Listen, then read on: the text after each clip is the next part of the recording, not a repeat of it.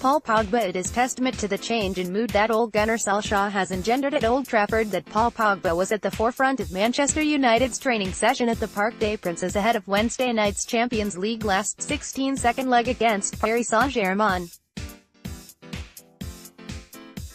The midfielder will miss the game through suspension after seeing red for 2 bookable offences in the first leg, yet United's leading scorer was the source of considerable energy and enthusiasm in the rondos and possession games during the session.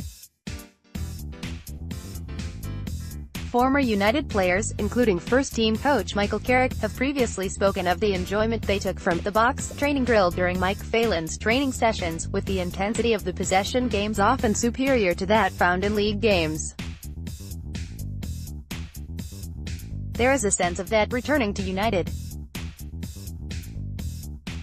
Carrick mentoring the next generation. Mason Greenwood, Angel Gomes, Tahith Chong, James Garner and Brandon Williams were the United Academy hopefuls on the plane to Paris, and Carrick was photographed in conversation with the quintet as the squad took in their surroundings before the warm-up. His advice will be invaluable should one, or more, feel the exhilarating rush of crossing the white line for all or part of Wednesday night's game. Mason Greenwood, James Garner, Brandon Williams and Tahith Chong.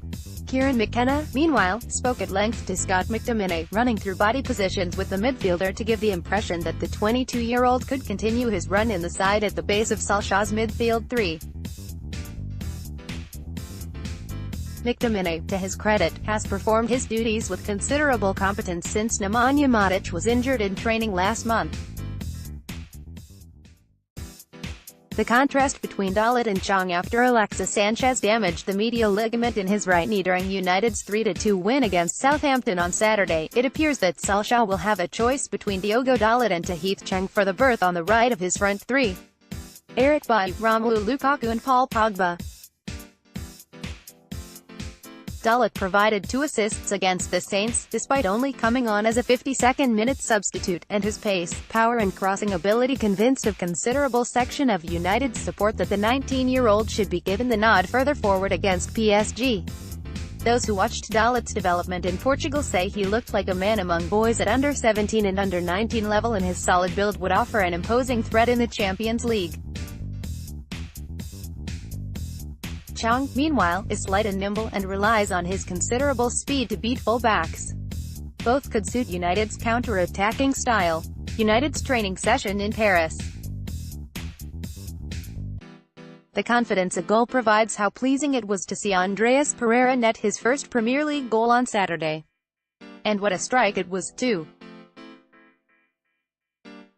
Pereira, a popular member of United's first-team squad, wore a sizable grin during the training session, and you would imagine that he will go into Wednesday's game with an added spring to his step after breaking the barrier in his last run out. Diogo Dalot, left, could start in a more advanced position on Wednesday. Brandon Williams, United's under-18s captain, caught the eye in his side's 4-3 win against Chelsea in the third round of the FA Youth Cup on the eve of Jose Mourinho's sacking, and his is a deserved promotion to the first-team setup.